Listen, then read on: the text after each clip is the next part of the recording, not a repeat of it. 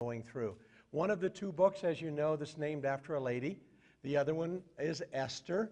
And I have a special interest in both of these ladies because of the ladies in my life.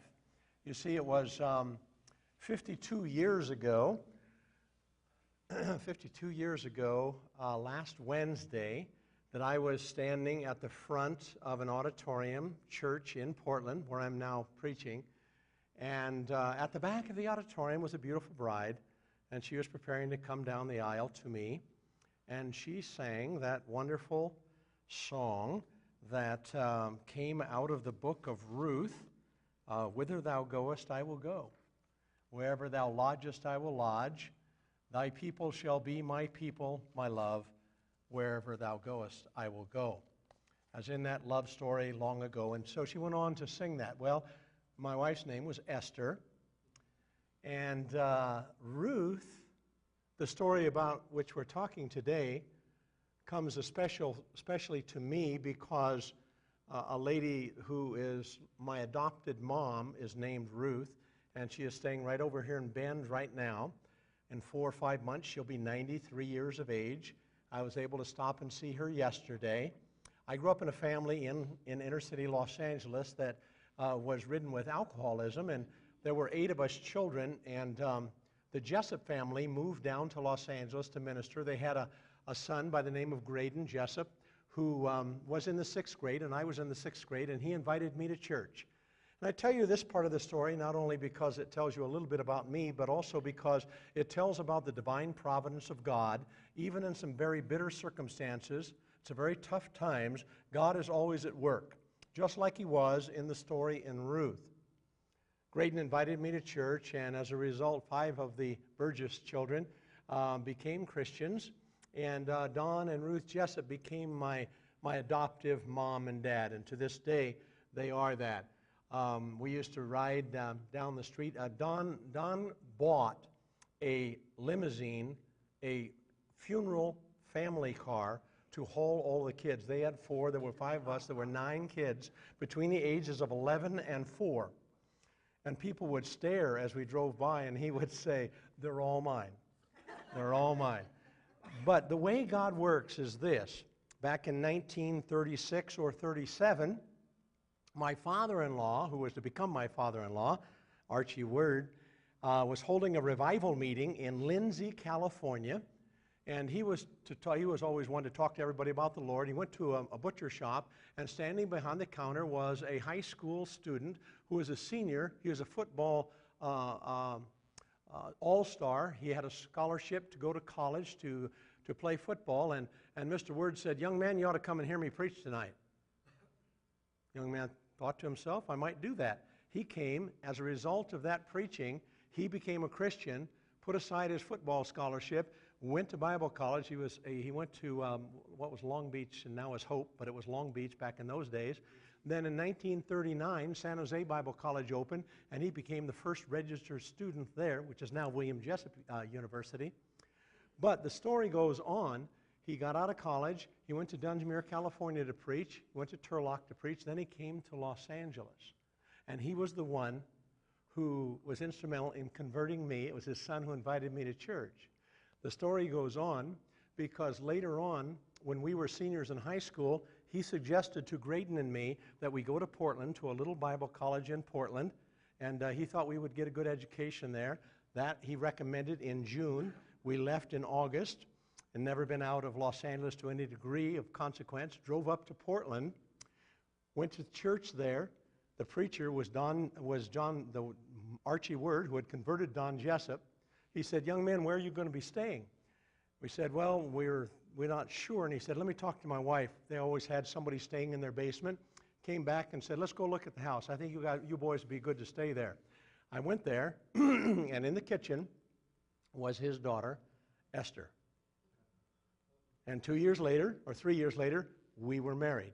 So you go back to 1937, then to 1959, or 1951, and then you go to 59 when we graduated. I mean, God was working that all out. I ended up marrying the daughter of the fellow who was converted by Mr. Word back in 1937. And by the way, her last name was Word, and there were 6 Word children. and she was the youngest, and she would roll her eyes today to hear me say this again, but because she was the youngest word, I'm one of the few men who got the last word, right? Okay, all right, ladies, enough of that, right? Right. So God is always working. The story of Ruth you've been going through, it's a fabulous story, but it's a story with a lot of bitterness in it because a fellow whose name meant something more significant than what he allowed it to mean. His name had to do with God is king. And yet, he didn't allow God to be king because when things got bad and there was a famine, he said, well, I'm going to go over to Moab. And everybody goes to their Moab at one point or another in their life. If you take the word Moab and you just put a little acrostic with it, look at it this way. M, my, O, own, A, arrogant, B, beliefs. My own arrogant beliefs. God is letting me down. Things aren't going right. I'm going to go off and do my thing. We start off many times in life with thinking, I have these desires, and then we go to, I deserve this, and then I need this, and then I demand this, and if God doesn't come through, I'm going to punish God. I'm going to do what is my own thing. I don't know what was in Elimelech's mind when he went off to Moab. Thought maybe I'm just going to go over here and I'll be back in a while. But many times we don't wait on God. We don't wait on what He has in mind for us. And God is sovereign. God is always in control. You've heard it, I'm sure, in the last few weeks, that all things work together for good for those who love the Lord and are called according to His purposes. It doesn't mean that God causes all the problems that we have. But it does mean that whatever the problems are, whether they were caused by us, caused because of some sin of a former generation of ours, caused by the devil himself, whatever the cause was, God can and will, if we allow Him to rule in our life, work that out for some good. It doesn't mean He wanted the bad, but He will take whatever bad's there and change it. You know the story. You know how he died, and the sons-in-law died, or the son died, you know, it was a 10-year period, and here is Naomi saying, I just need to change my name to bitter. And by the way, you and I can find ourselves in this story, and I would encourage you to find yourself in the story. Where are you in this story? Are you a Naomi who's just living a life of bitterness? Maybe you talk about it, maybe you don't. Maybe it's eating you up on the inside. You're just bitter at God for all the things that have happened that didn't turn out like you thought. And you were saying to yourself, but I've been serving God. And maybe Naomi was saying that too. She's probably thinking to herself, God, I'm not a Moabite. I don't worship Chemosh. I don't worship these gods. No, but her husband had taken her into the camp of those gods. And sometimes we can be idle among idols. And we're not doing what we need to do. And you know, God's frankly brought us into a society today that we need to be aware that we need to be speaking on behalf of the Lord, working on behalf of the Lord, and being an influence on behalf of the Lord. But she thought to herself, you know, God, you caused this. God is very patient with us, by the way. You feel that way? I would say tell it to God. He already knows you're thinking it anyway. Get it out. How many of you have experienced getting something out and then you can deal with it? So she got it out. She said, this isn't fair. This isn't right. Just call me bitter. And then, of course, you know the story of Ruth, who was very faithful and very loyal. And when Boaz saw her and commented, he said, you know, everybody in the town thinks you are a lady of noble character. So find yourself in the story of Boaz, a man who was of means. God had blessed him, but he was a man of God, and he was a kind man, and he was a generous man. Find yourself in this story. Elimelech, just going off and saying, well, God, you're not taking care of me. I'm going to do my own thing. I know this isn't really exactly right, but you know, I don't know where you are right now, so I'm going to do what I want to do. Find yourself in this story, because in one way or another, we're in this story. We're in one of those mindsets somewhere in what God is doing in our life, we can find what our reaction is. You all, if you follow the news, remember that just this last week, the ex-uncle of a lady and her husband in Texas, I believe it was, went in and shot her and her husband to death, shot 4 of their kids to death, and 1 girl lived. She was shot in the back of the head, but she lived, and she was able to identify that it was her uncle and spared some other people from being killed. Just yesterday, I think it was, here she is, a high school girl, and she was speaking at a memorial for her mom and her dad and her 2 brothers and her 2 sisters. Tough. That's tough. And she said, well, I do know that they are in a better place and I'll be with them. But then the quote she gave that was so great, she said, happiness can be found in the darkness, in even the heaviest of darkness, if you're willing to turn on the light. And turning on the light is turning to God. Corrie ten Boom, just before she was freed from a Nazi concentration camp, was quoted as saying, God has no problems. God has a plan. We think that there are problems, and they are to us because we don't understand them. We don't know the why. And by the way, it's not wrong to ask why. It's what we do after we ask why. 3 of the greatest people in Scripture are quoted as saying why. Gideon, when he was beating out the wheat in a wine press to hide it from the Midianites because his land was overrun, was filled with bitterness. How do I know he was filled with bitterness? Because how we respond tells whether we have a bitter soul or not. I mean, the angel of the Lord came down to him and said, the Lord be with you, thou mighty man of valor. And he didn't say, great. His first response was, if the Lord's with us, then where is he? You say, well, how do you know I'm bitter? Well, it might show on your face by your immediate response. Job, if this is what life is all about, why didn't I die when I was born? But God said, there's a man that I appreciate. But he asked why. Jesus Christ asked why. If asking why is a sin, then Jesus sinned. Asking why is not a sin. And he was made into human flesh, but he was perfect, but he still asked why. So here we have what I conceive of as sometimes a battle between our intellect and our emotions. Jesus knew exactly what the plan was. He knew he came to earth in order to die for all of us, and he knew he was going to be raised from the dead, and he knew intellectually he was going to go back to the Father. But in the midst of all of this, he had prayed, God, I don't want to have to do this, but if there's no other way, then your will be done. And when he was hanging on the cross, he said, my God, why have you forsaken me? Where are you? Intellectually, he knew God had to step aside because he was being made sin on our behalf. But he still asked why. What we do after we ask why is what is important. Now, let's get to this story that we just read. And that is the 4th chapter. So here comes Ruth with Naomi back to Israel. And by the way, interesting sidelight, you may have noticed, it doesn't comment on it much, but somehow Naomi had enough of an influence on Ruth that Ruth wanted to go with her back to Israel, even in her bitterness.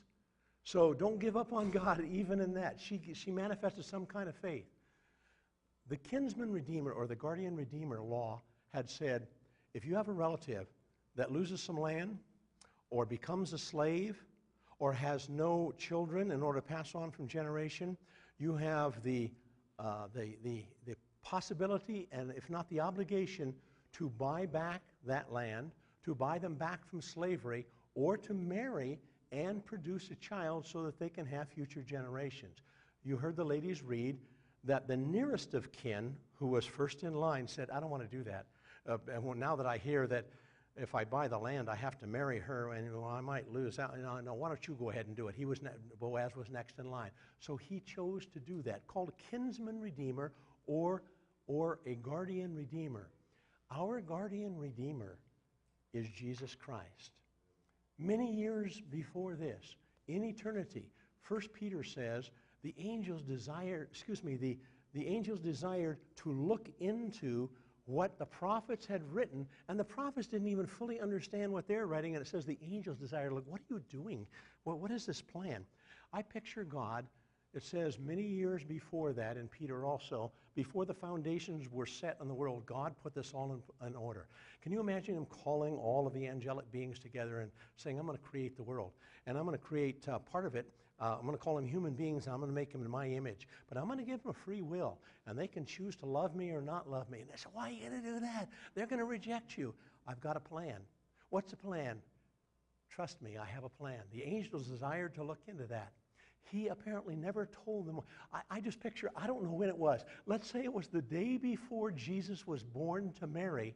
He called all the angels together. This is speculation. We have no knowledge of when it happened. And he said, by the way, the plan is now. If they've been sinning, let them go to hell. Now. No, he said, I want to save them. And so he put in place the plan, and he said, the plan is I'm sending my son down to die for them. Now, in order to be a kinsman redeemer, you had to be a blood relative. John says, Jesus, the Word, became flesh. He became one of us. In that way, he's a relative of us as humans. You had to be able to buy back. Jesus, being the Son of God, was able to live a perfect life and buy us back to God. You had to be willing to do that. Peter also says that God is not willing. He's very patient with us. He's not willing that anybody should perish, but everybody should come to the knowledge of the truth. There's redemption in every story. I could give you a lot, and you could give me some. Let me tell you real quickly, as we draw this to a close, some stories. I'm thinking of a lady named Ruthie in Los Angeles. I said I grew up in Los Angeles, and one of my sisters works in the Union Rescue Mission downtown on Skid Row. She volunteers, and I've been there many times, and lots of stories. This lady, Ruthie, years ago, she was in Los Angeles, married, had a child. Her husband was murdered. She ended up remarrying and moving to the East Coast to Carolina. They had 3 more children. She had a little baby. She woke up. She was on the couch. Smoke was filling the house. House was on fire. She ran out on the front porch, put the baby down, tried to get back in to save her other children. Her husband ran back in. He couldn't save them. The other 3 children were burned up in the fire, and her husband died of smoke inhalation. She was so distraught, so upset. The next day, she took her infant baby, gave it to her husband's brother, grabbed a Greyhound bus, and went to Los Angeles and lived in Skid Row on the streets, drug addict for 17 years. Just 3 weeks ago, through somewhat of my sister's help and the head of Union Rescue Mission, they made contact with that infant son, who is now 23, I believe. He made contact too. He was looking for his mother, and they made a Skype. She was able to talk to him, was thrilled. And unbeknownst to her, the day we were there in Los Angeles, they had made arrangements for him to fly out to Los Angeles to be with her. And they have it videotaped, and I have that.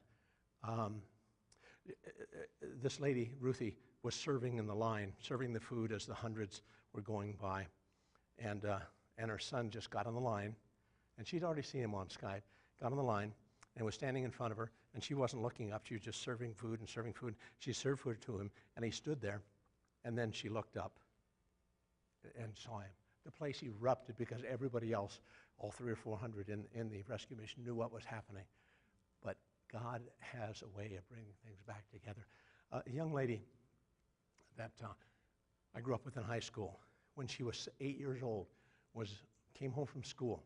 She had several siblings. It's in Minnesota, and her family was gone. Her mom and dad, brothers and sisters, she had no idea where they went.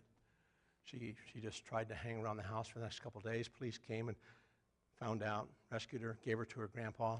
She didn't know for years what had happened, where her parents, where her kids went, where her brothers and sisters went. When she was a junior in high school, her parents contacted grandpa and said, we're out in Los Angeles, we'd like to have her back, out of the blue. She came there, went to high school with her. They did the same thing again when she was a senior. And then, however, God has a way of working things out. Mary Jo, good friend of mine, she married a guy I played basketball with. He became a dentist. She became a teacher in the inner city of Los Angeles and has a wonderful influence on others because she has a heart for what's happening. She never did know what happened. Sad. When she was 65 years of age, just 7 years ago, her aunt, who was the only living relative, came to her and said, Mary Jo, I need to tell you what happened years ago. She said, well, what happened? She said, your father is not your father. Your father is the neighbor. And your father was so bitter at what your mother had done, which you never knew and nobody else knew, that he said, we're moving. We're out of here. That happened to her. But today she's a radiant Christian, married to a wonderful man, has a wonderful family, because God has a way of redeeming things. And God will do that. Whatever the bitternesses are, whatever the background is, whatever has happened, God has a redeemer for all of us. And that redemption is through the blood of Jesus Christ. Is he able to do it? And he's willing to do it? Yes. He paid the price, Peter says, by going to the cross, dying on the cross, shedding his blood. And one of the two things he said before he went back to heaven to always do, he says, you baptize and immerse people into Jesus Christ to remember my death, my burial, and my resurrection. And then he said, I want you to take these emblems, which I'm eating with you on the night before I died, unleavened bread and grape juice, and I want you to regularly, when you get together, I want you to partake of those. Remember, my body was on the cross, sacrificed for you. My blood was shed. That is your redemption. That is your being bought back to God. And for that reason, every time we get together on the Lord's Day, we remember what Jesus has done through communion.